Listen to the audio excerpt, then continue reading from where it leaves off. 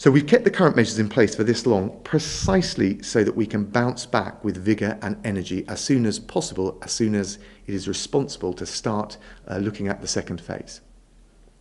And because of that, our next steps will be sure-footed and sustainable. Any changes that we make will be carefully monitored.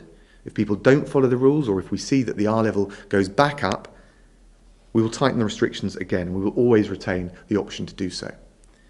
That way we can safeguard public health and we can also safeguard the economy in a sustainable way. So having prepared carefully, based on the updated advice from SAGE, this weekend the Prime Minister will set out the roadmap for the next phase, along with the conditions for reaching each milestone.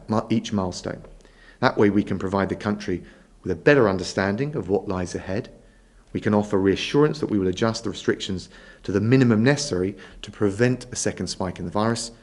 And we can give people the confidence that we're doing it in a way that will protect life and preserve our way of life. You stood there at that same lectern time after time and said that it would be wrong to talk about lifting any kind of restrictions because you might give people the wrong impression. Yet isn't that exactly what the government risks doing now, ahead of what looks like being a very sunny bank holiday weekend when many people are just desperate to get out? Well, first of all, I've said very clearly, and I'm very happy to say it again, that there's no change in the rules today.